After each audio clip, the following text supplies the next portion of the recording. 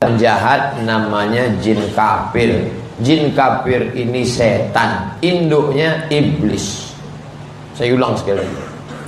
Nama komunitasnya jin. Jin yang baik namanya jin muslim. Jin yang jahat namanya jin kafir. Jin kafir ini setan, induknya iblis. Apakah jin bisa tobat? Ya. Jin apa namanya? Jin tobat.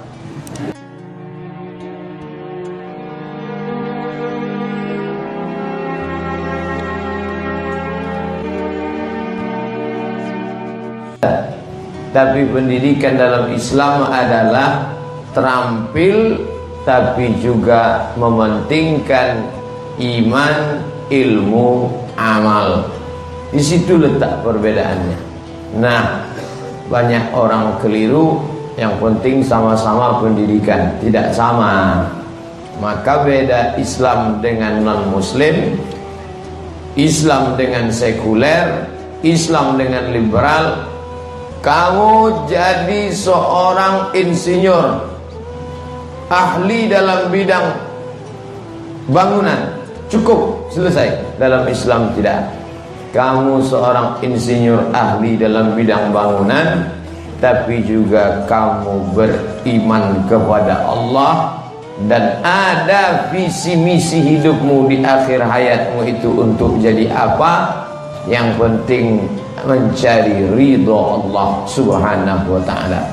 Jadi kalau ditanya apa tujuan saya mendidik anak saya ini Pak Ustadz, terampil dalam bidang yang dia tekuni, beriman dia kepada Allah yang maha gaib, berilmu dia, dan setelah itu adalah menjadi hamba Allah yang mementingkan dunia dan akhirat sesuai doa yang selalu dipanjatkan, Rabbana atina fid dunya hasanah wa fil akhirati hasanah wa qina adzabannar. Nah, setelah jelas beda pendidikan Islam dengan pendidikan yang tidak Islam, lalu kemudian kapan pendidikan ini dimulai?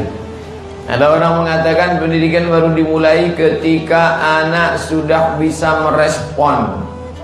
Ada yang mengatakan pendidikan baru bisa dimulai ketika sudah masuk usia sekolah. Maka dalam Islam pendidikan dimulai jauh lebih awal daripada itu semua. Kapan pendidikan Islam dimulai? Pendidikan Islam dimulai ketika memilih calon ibu si anak. Karena dalam Islam al-madrasatul ula, ibu adalah sekolah yang pertama. Sebelum dia masuk PAUD, sebelum dia masuk TK, sebelum dia masuk SD, sebelum masuk SMP MTS, sebelum masuk madrasah aliyah SMA SMK, sebelum dia S1 S2 S3 postdoktoral pasca sarjana, maka yang pertama kali membentuk karakter anak adalah ibu. Maka pilihkanlah ibu yang baik. Tapi menyampaikan masalah ibu yang baik ini mesti hati-hati, karena saya khawatir nanti pulang dari sini bapak-bapak lalu berkata kepada istrinya, ternyata anak kita tidak baik karena kau tidak baik. Oleh sebab itu izinkan aku mencari yang terbaik. Nah, kan kelihatan mana yang semangat, kan? Nah, a'udzubillahi minasyaitonir rajim. Wal baladut thayyibu yakhruju nabatuhu bi'izni rabbih. Tanah yang baik mengeluarkan tanaman yang baik. Walladzi khabutha la yakhruju illa nakida. Tanah yang tidak baik mengeluarkan tanaman yang tidak baik. Setelah cerita tanah, langsung cerita walaqad arsalna nuhan ila qaumih. Kami utus Nabi Nuh kepada kaumnya. Imam Al-Biqai seorang ulama yang membahas masalah at-tanasub bainal ayat was suwar, kesesuaian korelasi antara ayat dengan ayat, antara surat dengan surat. Apa hubungan antara tanah yang baik menumbuhkan tanaman yang baik dengan Nabi Nuh alaihi salam? Gak nyambung. Tanah yang baik mengeluarkan tanaman yang baik, tanah yang tidak baik mengeluarkan tanaman yang tidak baik. Tanah yang terbaik di dunia adalah tanah Republik Indonesia. Gemah ripah loh jenawi, untayan zamrud, katulistiwa, tongkat dan batu jadi tanaman. Madinah Al-Munawwarah, kota yang dicintai. Tapi ketika kita sampai di kota Madinah, kita lihat tanaman korma yang hijau, di bawahnya ada satu keran air. Kalau tidak ada keran, mati. Di tempat kita, campakkan saja batang ubi itu ke belakang. 2 hari kemudian lihat bertunas, walaupun yang jatuh ujungnya. Begitulah suburnya negeri ini. Tapi kemudian tanah gurun pasir Maroko, gurun Sahara, menumbuhkan pokok kaktus. Dicium tidak harum semerbak, dipandang tidak indah, dan hati-hati. Bunga kaktus kalau kena durinya hidung buka. Sedangkan di tempat kita, dari tanah yang subur tumbuhlah bunga mawar, kuntum, mekar, harum, cantik, kembang, layu, kuning, mati. Maka dari tanah yang baik tadi, bibitnya baik, tapi diletakkan di tanah yang tandus, kering, kerontang, mati. Maka oleh sebab itu bibit yang baik diletakkan di tanah yang baik. Apa nama bibitnya? Abdullah. Apa nama tanahnya? Aminah. Tumbuhlah tanaman bernama Muhammad. Allahumma salli wa sallim wa barik alaihi. Kenapa anak kita tidak menjadi Muhammad yang? Karena engkau tidak Aminah. Kenapa aku selalu yang salah? Maka si istri menjawab, anak kita tidak menjadi Muhammad karena kau tidak Abdullah. Akhirnya mau dibawa kemana hubungan ini? Oleh sebab itu tidak usah saling menyalahkan. Yang belum Abdullah berubahlah menjadi Abdullah, yang belum Aminah berubahlah menjadi diri Aminah. Hijrah, nanti pulang ke rumah tulis menuju Abdullah dan Aminah. Yang sudah Abdul Somad jangan berubah lagi. Nah, maka dicarilah perempuan yang baik-baik. Tungkahul mar'atu li arba', perempuan itu dinikahi karena 4. Limaliha karena kaya raya, wali hasabiha karena keturunan orang baik-baik, wali jamaliha karena cantik fisiknya, wali diniha karena agamanya. Fazfar bidzatiddin, pandanglah karena agamanya. Kalau kau pandang karena cantiknya, dia akan berubah. Kalau kau pandang karena sukunya, berapa banyak yang dikeluarkan dari kemuliaan, kehormatan, pangkat dan suku karena melanggar pantangan suku. Karena kau lihat karena kayanya, dulu dia anak orang kaya, tapi kemudian sekarang tidak lagi kaya karena ditangkap KPK. Tapi kalau kau pandang karena agamanya, itulah yang tidak pernah lapuk karena panas, tak lekang karena panas, tak lapuk karena hujan. Maka sekali la ilaha illallah Muhammadan Rasulullah, asyhadu an la ilaha illallah wa asyhadu anna Muhammadan Rasulullah, maka lihatlah karena agamanya. Kenapa kamu nikah dengan dia? Kebetulan saya dulu Pak Ustadz lama baru menikah. Yang ngomong ini Ustadz juga, sahabat saya. Namanya nggak boleh disebut, menjaga kode etik jurnalistik. Aku lama baru menikah Ustadz, makanya anakku masih kecil lagi. Kata dia, cerita ke saya, kenapa kamu lama baru menikah? Karena aku ingin mencari seorang perempuan yang hafal Quran 30 juz. Kalau yang juz 30 banyak. Maka suatu hari aku berceramah di suatu tempat, lalu kemudian katanya di situ ada seorang santri hafizah 30 juz. maka aku pun segera meminang dia, mau kujadikan sebagai bukan istriku tapi calon ibu untuk anak-anak. Istrimu nanti? Enggak, tetap ini istriku juga. Lalu kemudian aku tidak ingin lihat wajahnya.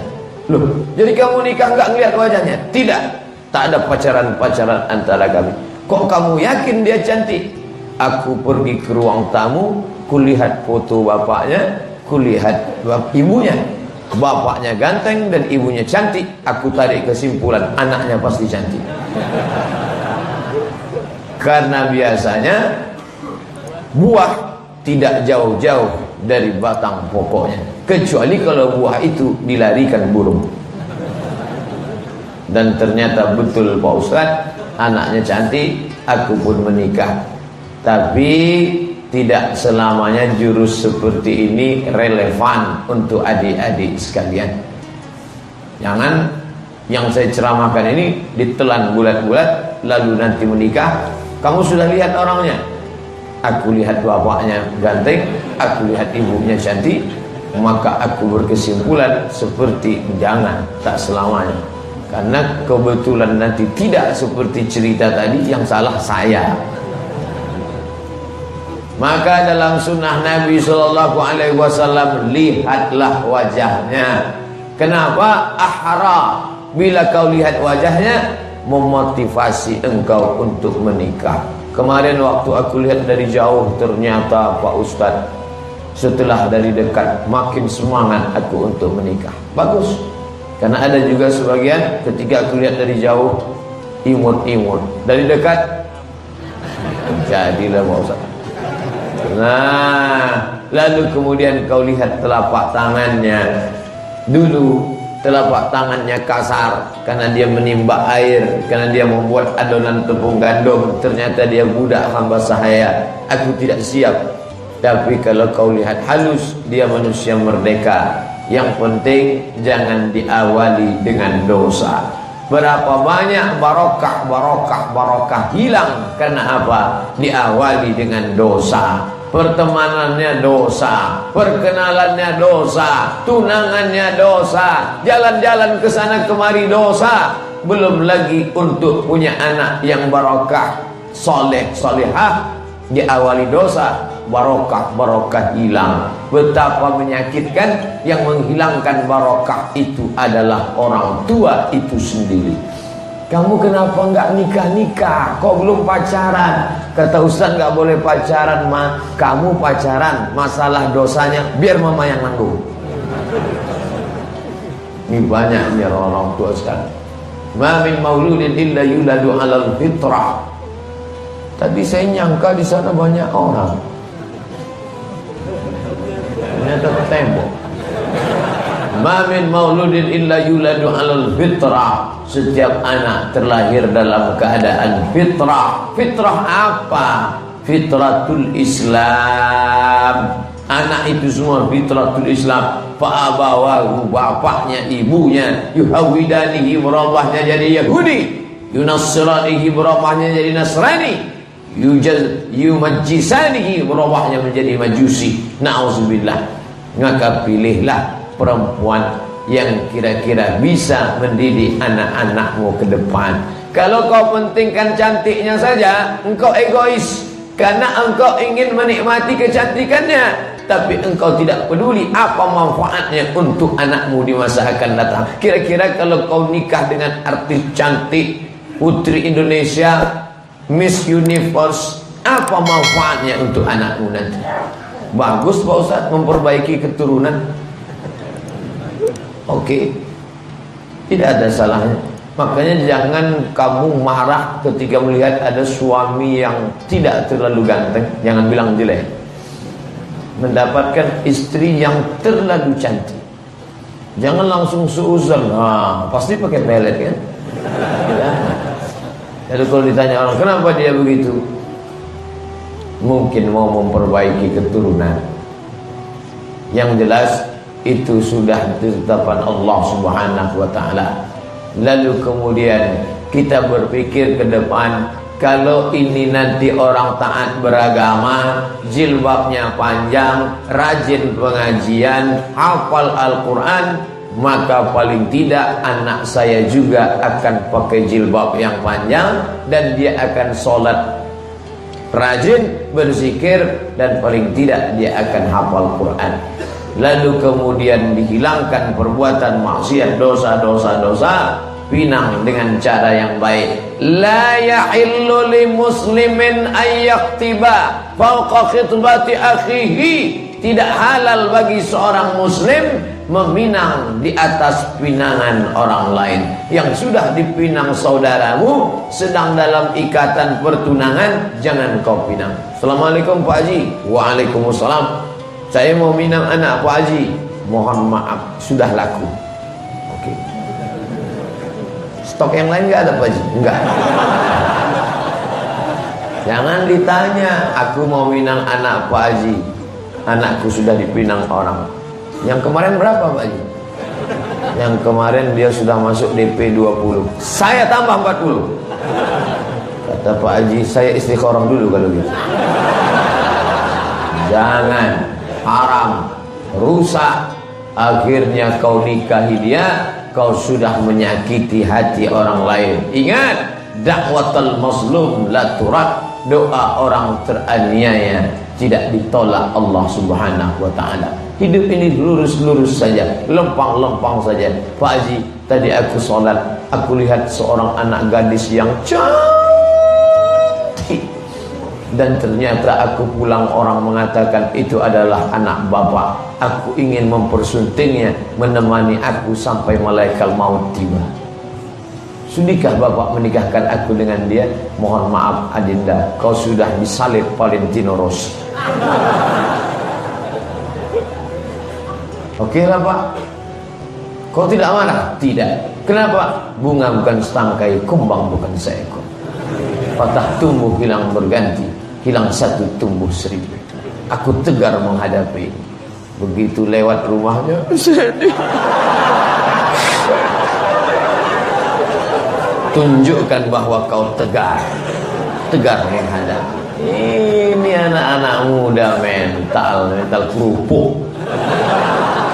Nah, ternyata semua ada saatnya. Ada saatnya makan, ada saatnya sehat, ada saatnya tua, ada saatnya sakit, ada saatnya mati. Sampai saatnya kau dipertemukan juga. Berapa banyak kita ingin ketemu tapi tak berjumpa. Tapi berapa banyak kita sudah menganggap tak lagi berjumpa. Allah yang mengatur pertemuan itu. Maka mintalah kepada Dia Al-Mudabbir yang mengatur segala pertemuan. Ya Allah, aku ingin kau pertemukan aku di tempat yang baik, bersama orang baik, dalam keadaan yang terbaik. Maka kita bisa bercerita enak ke anak-anak kita. Papa sama mama dulu ketemunya di mana? Di Masjid Bintaro.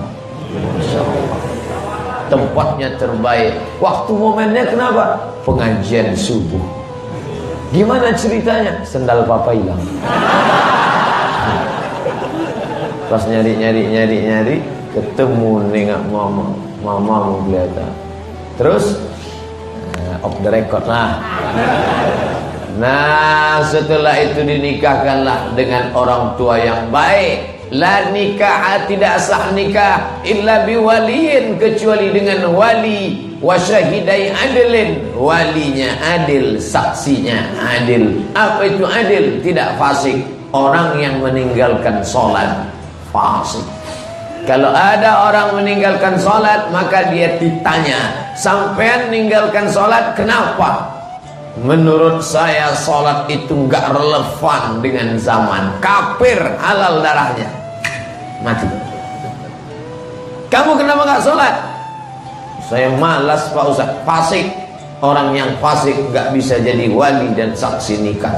Makanya Pak KUA ngajak dia tobat. Bapak, istighfar ya Pak. Astagfirullahaladzim. Astagfirullahaladzim. Astagfirullah. Kenapa Pak KUA mengajak wali dan dua saksi istighfar? Seandainya dia fasik, maka dia sudah bertobat saat akad nikah. Tapi jangan ulangi kefasikanmu setelah anakmu menikah. Kasihan. Su'uzan, na'udzubillah. Kita husnuzan. Oke, sebelum ini bapaknya tidak sholat, pecandu narkoba, berzina, tapi setelah akad nikah itu meleleh air matanya, sedih dia, tobat nasuha, menjadi mertua yang baik, sah. Jangan gara-gara ini pulang ternyata pernikahan kita bermasalah, mah. Sampai sekarang bapakmu belum sholat juga kan? Husnuzan. Lalu kemudian setelah itu menikahlah dia. Aku nikahkan engkau dengan anakku dengan perangkat solat kitab suci Al-Quran dan seperangkat alat solat kitab suci Al-Quran gak pernah dibuka sampai mati tunai. Ini nikah yang paling baik adalah aqalluha mahran, yang paling murah, paling rendah maharnya. Datang seorang perempuan, ya Rasulullah, ya aku mau dipinang seorang laki-laki, ya terus aku mau dinikahkan. Atardina, apakah engkau ridha bina'laini, kalau nikah dengan sepasang sendal? Perempuan itu ngangguk, oke, boleh nikah dengan sepasang sendal, tapi jangan diamalkan. Ini cerita bahwa mahar paling rendah, tapi jangan diamalkan, karena kan tidak selamanya pernikahan ini akur-akur aja. Iya kalau pas lagi hati senang, kalau lagi marah-marahan, alah kamu dulu nikah kan pakai sendal. Yang paling bagus adalah emas, cincin emas, gelang emas. Gelang di sini oke, gelang emas. Subang, anting. Nah, manfaatnya untuk apa? Itu sekaligus modal. Kalau engkau buat mahar untuk istrimu itu seperangkat bentuk cincin emas perhiasan, itu untuk engkau juga. Walaupun itu sudah kau serahkan ke istrimu, nanti datang masa dalam rumah tanggamu dipukul ombak, dihempas gelombang. Datang masanya susah, angin puting beliung, karangnya tajam, menuju Pulau Harapan. Ketika susah, kau bisa jual cincin itu. Adinda, iya bang, masih ingat cincin pernikahan kita dulu? Ingat ini, boleh abang jual? Jangan. Nanti ku ganti Adinda, lebih besar daripada itu. Janji ya? Ya. Ambil materi 6.000. Sekarang mesti ada hitam di atas putih.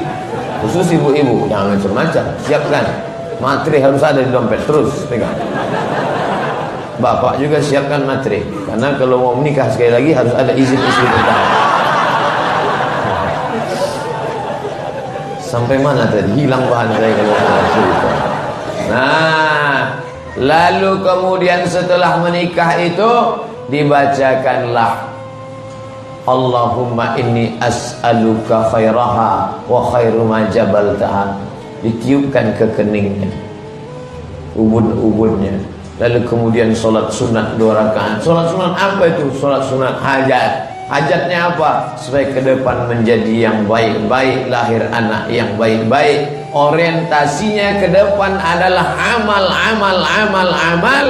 Karena Islam tidak hanya mengajarkan melampiaskan nafsu seksual biologis, itu hanya jalan wasilah.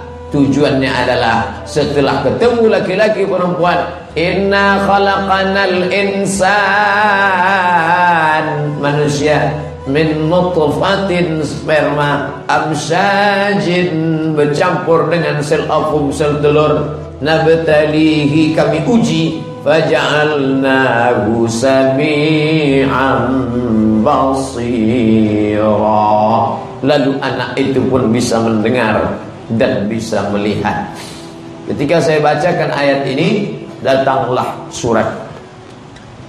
Pas saya buka, saya dokter SPOG, spesialis kandungan. Tadi Ustadz mengatakan janin bisa mendengar dan bisa melihat. Yang Ustadz katakan itu memang benar menurut ilmu sains medis saat ini. Masya Allah. Dari mana Nabi Muhammad SAW tahu? Padahal dia tidak pernah terdaftar di Fakultas Kedokteran Universitas Gajah Mada. Tapi Al-Quran sudah bercerita tentang itu. Makanya Allah ibukakan hijab futuh Nanti orang-orang barat akan masuk Islam bukan karena islamisasi. Orang barat masuk Islam bukan karena diberi mie instan, baju bekas, baju kaos. Orang barat masuk Islam kenapa? Sanurihim ayatina fil afaq. Kami lihatkan tanda-tanda kebesaran kami dalam Al-Quran. Mereka baca Al-Quran, mereka penasaran. Ini agama teroris, ini agama ekstremis, ini agama meledakkan gedung yang tinggi, ini agama para penjahat. Tapi kenapa isi Al-Quran kok bisa sudah menyingkap masalah kehamilan dari nutfah berubah menjadi alaqah, berubah menjadi mudghah, berubah menjadi azam tulang, fakasawnal izama lahma, lalu tulang dibalut dengan daging, tsumma ansha'nahu khalqan akhar, berubah menjadi makhluk yang sempurna. Fatabarakallahu ahsanul khaliqin. Maha suci Allah, sebaik-baik penciptaan manusia. Di mana itu dibaca? Di dalam kitab suci Al-Quran 14 abad silam sudah tersingkap bagaimana Allah menciptakan manusia. Maka anak-anak yang dalam perut ibu tadi sudah bisa mendengar, sudah bisa melihat. Maka pagi-pagi ibunya bersolawat, sallallahu ala Muhammad sallallahu alaihi wasallam. Saya enggak pernah baca yang itu Pak Ustaz. Terus salatullah, salamullah, terserah, yang penting sholawat. Saya enggak bisa pakai lagu-lagu nyanyi-nyanyi Pak Ustaz. Terus Allahumma sholli ala sayyidina Muhammad. Yang penting sholawat. Bu, banyak-banyak berselawat ketika hamil ya. Iya, kenapa? Mengikatkan dia dengan sayyidul khalaiq, sayyidul kaun, sayyidul bashar, sayyidina wa maulana Muhammad sallallahu alaihi wasallam. Sallallahu ala Muhammad marhaba, sallallahu alaihi wasallam marhaba. Tenang hati mertua mendengar menantunya sedang baca selawat. Dia buka pintu kamar karena dia dengar sayup-sayup suara selawat datang dari kamar. Begitu dia buka, ternyata flash disk. Lah, lalu anak itu pun lahir. Begitu lahir bahagianya Abdul Somad. Aku bukan bule, bukan orang barat. Aku tidak mancung, mataku tidak biru, bapakku tidak seperti orang Amerika. Tapi aku senang. Kenapa? Karena ketika aku lahir, aku disambut dengan kalimat tauhid. Allahu Akbar, Allahu Akbar. Orang-orang barat itu yang tidak Islam, ketika anaknya lahir, apa kata dia? Wow, amazing, welcome to the world. Tapi ayah kita, dia pegang kita dengan peluk cium. Setelah dimandikan, azan kena Allahu Akbar, Allahu Akbar. Tapi tidak kuat seperti itu. Kuat, kaget lah dia. Allahu Akbar, Allahu Akbar. Ibu yang tadi baru saja melahirkan, sekian jahitan, sakitnya minta ampun, meregang nyawa. Tapi begitu janin didekatkan, dia tersenyum. Masya Allah. Padahal tadi dia mengamuk-ngamuk di atas tempat tidur. Gara-gara kamu nih Mas. Tapi setelah anak itu lahir, sakitnya hilang. Kemana sakitmu, Bu? Hilang bersama tetes air mata kebahagiaan, buah hati kita, belayan jiwa. Dia yang akan mendoakan nanti, Rabbighfirli wa liwalidayya warhamhuma kama rabbayani shaghira.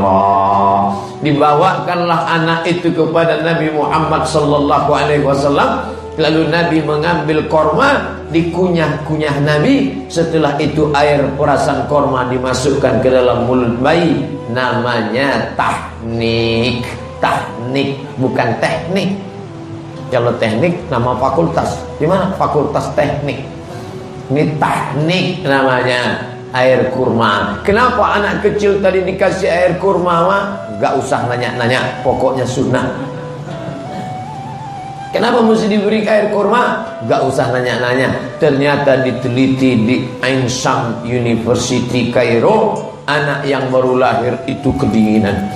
Tempat yang paling nyaman adalah rahim, adem, ayam, tentram. Belum pernah ada janin melompat kepanasan karena dia di Afrika Utara. Belum ada janin yang tiba-tiba melompat beku karena ibunya hamil di Kutub Selatan. Kenapa? Rahim tempat yang tenang, adem, ayam, tentram. Maka ketika lahir ke dunia, cuacanya ekstrim, dia kedinginan, maka dihangatkan badannya dengan cairan kurma. Jangan kasih bantrek susu, matilah dia. Cairan kurma, tahnik, diazankan di telinga sebelah kanan, diiqamatkan di telinga sebelah kiri. Jangan, ini hadisnya dhaif, jangan pakai. Qala al-Imam Abu Isa Ibnu Sawrah At-Tirmidzi. Apa kata Imam Tirmidzi dalam kitab Al-Jami', kitab Sunan Tirmidzi? Haditsun hasan. Ini hadis hasan, paling tinggi sahih, di bawah sahih hasan, di bawah hasan dhaif, di bawah dhaif maudhu'. Maka ini hadis layak untuk diamalkan. Azankan sebelah kanan, iqamatkan sebelah kiri, laki-laki perempuan sama. Maka diazankan. Azan pandai, ya latihan azan. Sebelum anak lahir, latihan dulu. Lah, setelah itu anak ini pun mulailah pandai melihat, mendengar dari di dalam. Lalu kemudian beberapa hari setelah itu belikan kambing. Kullu mauludin rahinatun bi'aqiqatihi. Setiap anak tergadai. Kalau surat tanah kita tergadai, kita tebus. Kalau cincin kita tergadai, kita tebus. Ini ada anak yang tergadai, kita tebus. Mestinya kalau harga cincin itu 1 juta, maka tebus dengan uang 1 juta sesuai dengan harganya. Tapi ini aneh bin ajaib. Anak hanya ditebus dengan seekor kambing 2,5 juta. Ini tebusan yang tidak senilai. Berapa kali jamaah datang ke saya nanya masalah hukum bayi tabung. Saya katakan gak masalah. Dokternya amanah, murni maaf sperma suami dan sel ovum, sel telur istri amanah, hanya bantuan. Boleh, gak salah. Jangan sampai dokternya gak amanah, dia campur dengan bule punya. Begitu anak lahir mancung. Ini punya siapa? Gak tahu. Gak betul. Nah, kalau dokternya amanah, gak ada campuran lain, bagus, gak masalah. Lalu kemudian dia tanya, boleh gak bos? Boleh, saya bilang. Asli dokternya amanah? Iya. Punya suami sama istri gak ada campuran lain? Tidak ada. Maka silakan. Dokternya amanah. Bayi tabung ini namanya Pak Ustaz. Berapa bayi tabung ini? Paling murah 100 juta Pak Ustaz. Oh, itu pun tabung-tabung second lah mungkin.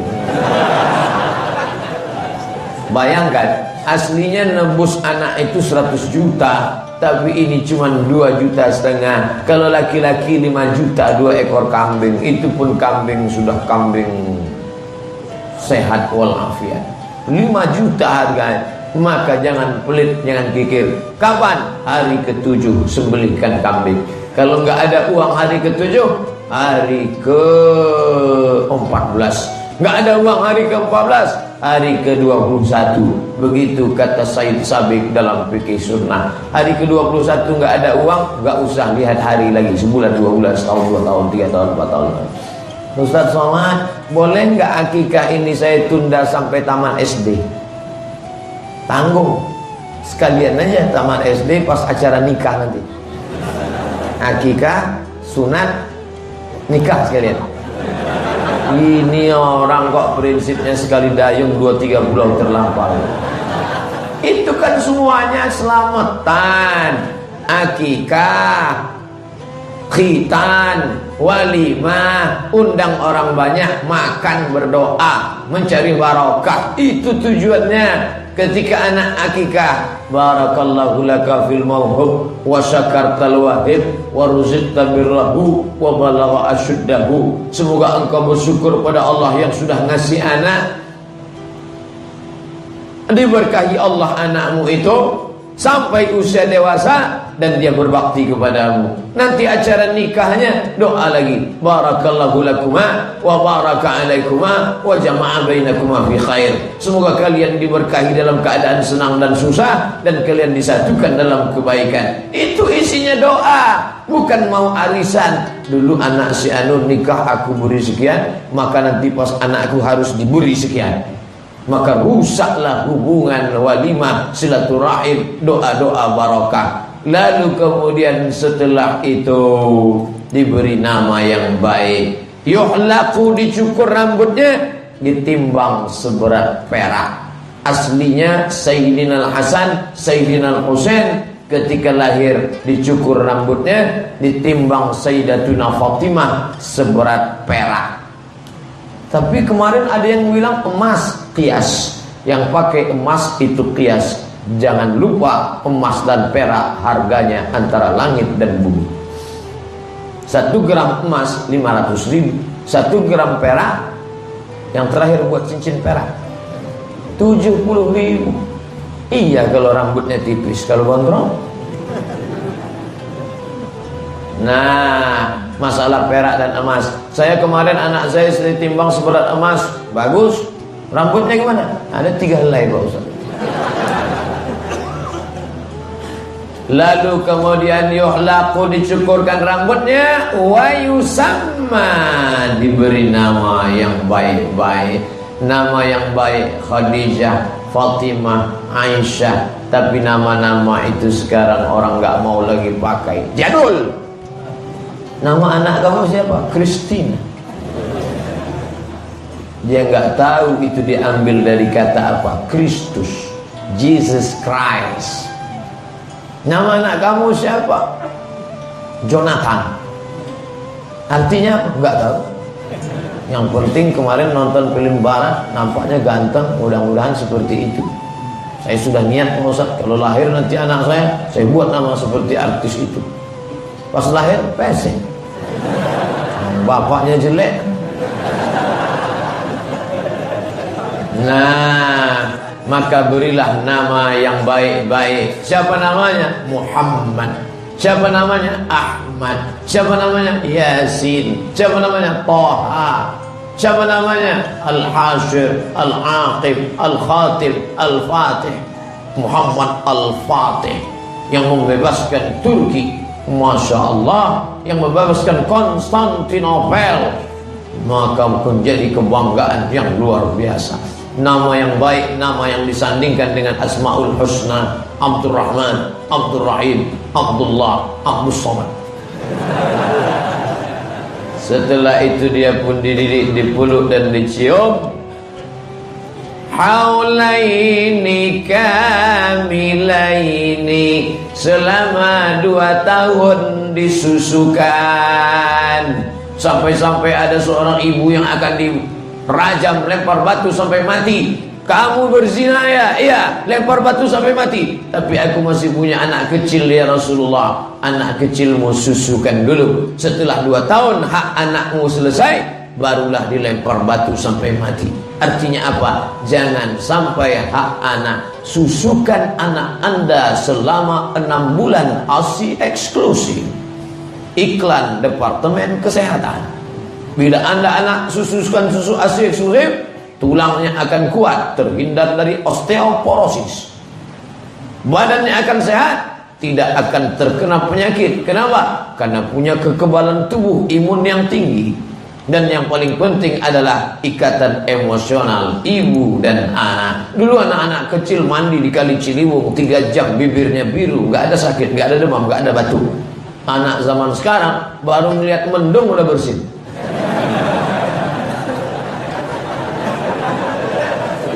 Nih, oleh sebab itu kembali kepada ajaran Islam. Sedangkan yang sudah ditawar 6 bulan aja sehat luar biasa, hafalannya kuat, apalagi yang sampai 2 tahun. Maka anak ini dipeluk cium. Muru auladakum bisalah, suruh anak kamu salat. Wahum abna'u sab'a.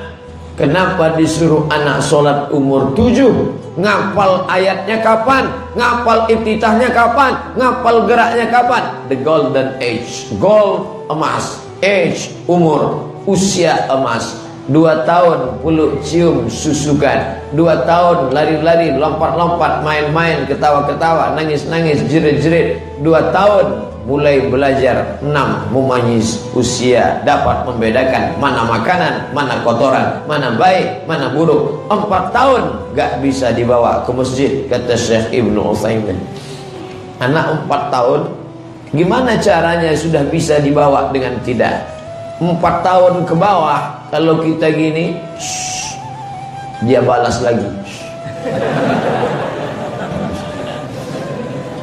Tapi 5-6 sudah mulai. Nah, nanti sampai ke masjid jangan ribut ya. Kalau imam sudah maju, diam. Kalau yang 4 tadi di bawah, lari sana, lari di sini, lari. Kebetulan ada bapak-bapak sholat, kacamata dia letak di bawah. Lari setiap lewat, gitu.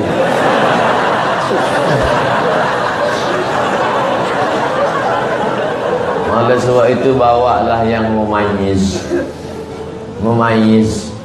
Anak ini diletakkan di antara celah-celah kita, boleh apa enggak boleh Pak Ustaz? Boleh, enggak salah.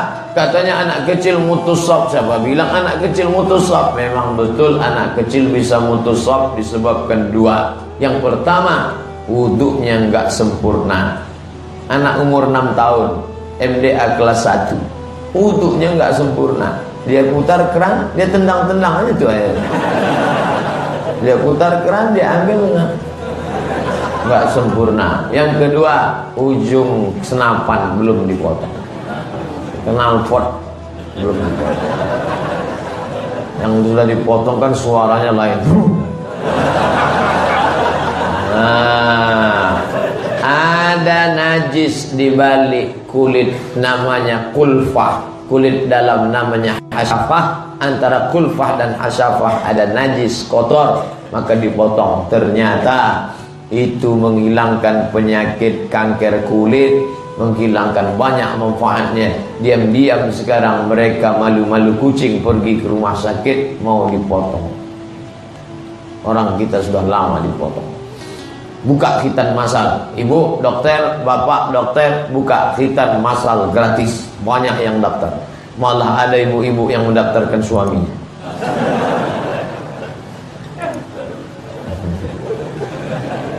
Lalu kemudian anak ini pun berombang-ambing antara hawa nafsu. Kapan? Ketika sampai usia akil balik. Wa farriquhum fil madaji. Pisahkan tempat tidur anak laki-laki dengan anak perempuan, tidak boleh di tempat yang sama. Yang pertama kali dimasukkan ke kepalanya Al-Quran, settingkan Al-Quran. Habis itu hadis Nabi, habis itu syair-syair, habis itu sastra-sastra. Setelah itu baru sesuai dengan bakatnya masing-masing. Kira-kira bakatnya kemana ini? Sesuailah dengan apa, bagaimana. Biasanya dari kecil bawaan sudah kelihatan. Anak saya ini kemana-mana bawa martil Pak Ustaz, masukkan ke fakultas hukum. Mungkin dia mau jadi seperti Pak Profesor Mahfud MD, hakim konstitusi. 2 kemungkinan. Kalau tidak hakim konstitusi, tukang rumah. Oleh sebab itu dari kecil sudah kelihatan. Saya tanya emak saya, "Mak, aku dulu waktu kecil gimana?" "Kamu waktu masih kecil ada 1 meja dibuatkan bapakmu, meja kayu, 1 kursi. Duduk dari pagi sampai sore. Ternyata sampai sekarang duduk di meja sana. Sampai kata emak saya, sampai di tempat tidur, kami udah mau tidur malam, tetap itu dibawa ke atas tempat tidur. Meja 1, kursi 1. Mulai saja sampai sekarang. Rupanya dari kecil sudah kelihatan. Nah, anak saya ini Pak Ustadz nampaknya bakatnya begini. Kalau kelihatan dia ini seperti Raja Wali yang terbang, biarkan dia terbang sejauh mata memandang. Tapi kalau dia nampaknya tidak bisa terbang, siapkan sangkar, karena mungkin dia itik petelur. 2 kemungkinan. Kalau tidak itik petelur, dia Raja Wali yang terbang. Nah, setelah ibu-ibu amati kemana kecenderungannya, nampaknya anak saya Pak Ustadz tidak itik dan tidak Raja Wali. Terus dia manusia. Aduh, gak nyambung. Sesuai bakatnya. Jangan paksakan kemauan kita. Ustaz Somad, ya, gimana cara kuliah ke Kairo? Ya ikut tes. Iklannya di Kementerian Agama, tesnya di UIN. Bulan berapa? Bulan Juni. Syaratnya hafal Quran 3 juz, habis itu bahasa Arab. Nah, saya mau anak saya ke sana. Yang mau anaknya apa bapak? Saya nggak bisa. Anak bapak yang mau ke sana.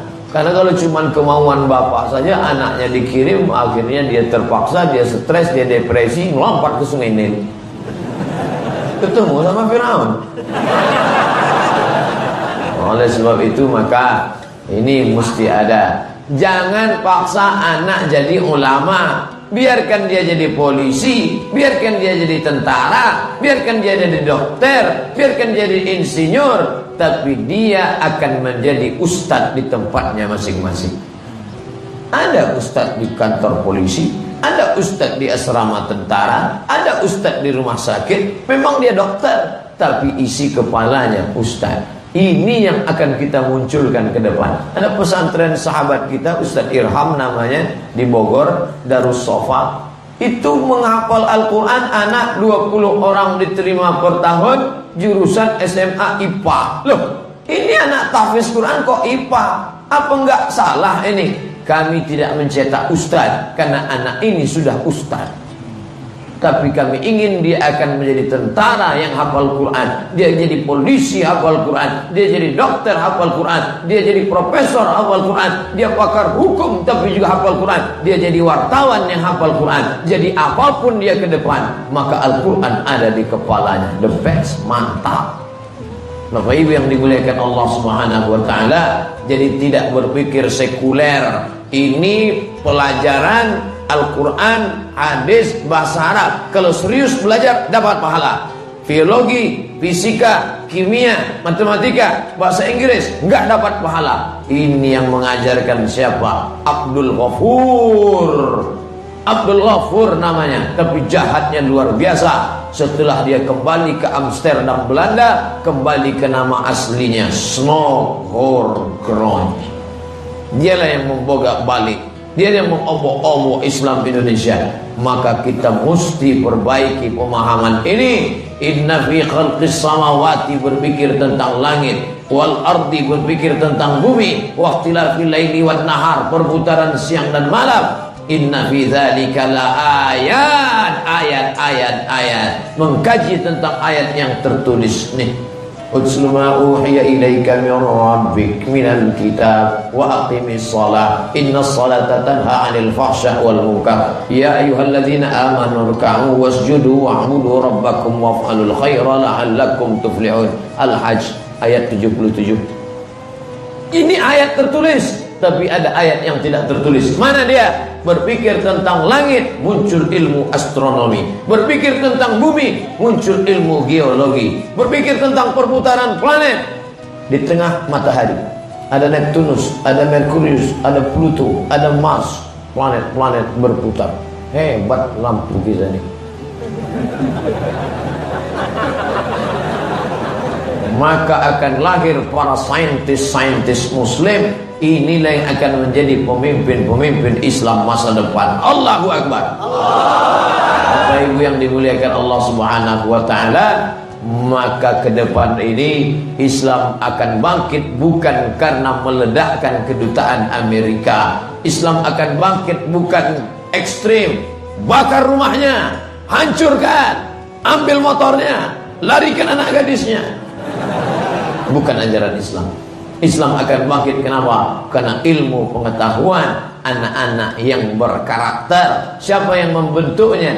Lingkungan. Jadilah kita masyarakat pendidik. Itu bukan anak saya, itu bukan urusan saya. Masalah anaknya dibawa anak orang, biarkan saja. Yang penting bukan anak saya. Kita sudah membentuk generasi yang jahat.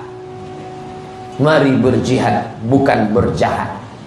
Ini orang jahat luar biasa. Itu anakmu, maka anak orang Islam adalah anakmu. Sini kamu. Mau kemana? Mau ke sana Pak. Sama siapa? Ini. Jangan. Apa urusan bapak? Bapakmu adalah teman saya, maka anak teman saya juga adalah anak saya. Kalau anak saya disakiti orang, saya sakit hati. Begitu juga dengan anak teman saya. Kamu sudah seperti bersaudara dengan saya. Pulang. Anak lajang, pergi. Jangan bawa anak gadis ini. Mengakui anak orang seperti anak kita baik, asal jangan bini orang seperti bini kita.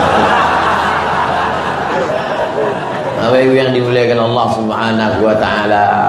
Nah, setelah dia kuat, maka kita tidak khawatir lagi ketika satu biji, satu benih diletakkan di dalam plastik hitam, diberikan tanah yang subur, diberi tai ayam pupuknya, lalu kemudian pecahlah akarnya, keluar akar ke bawah, pucuknya ke atas. Ini rentan, anak-anak ini masih hijau. Datang semut memakan akarnya. Semut ini jahat, akar yang putih manis dia makan, akhirnya tanaman mati. Akarnya selamat, datang ulat memakan pucuknya. Pucuk diserang oleh ulat. Pucuk.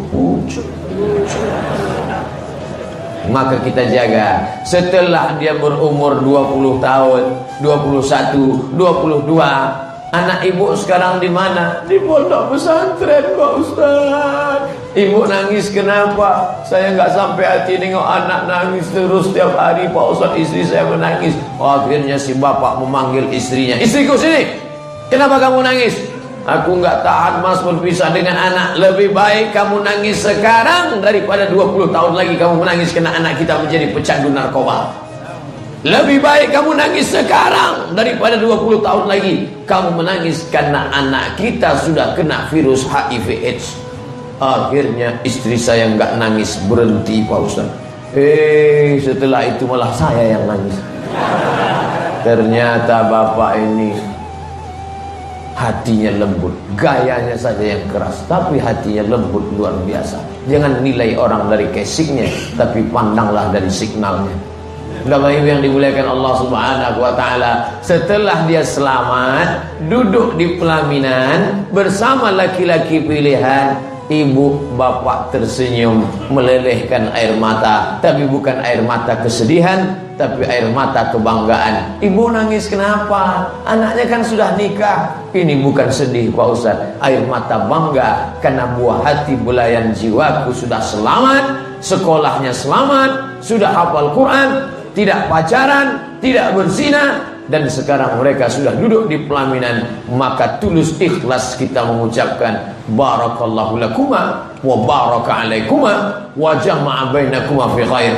Sampai akhirnya kita pun akan mati meninggalkan dunia ini. Mereka yang membisikkan ke telinga kita, la ilaha illallah.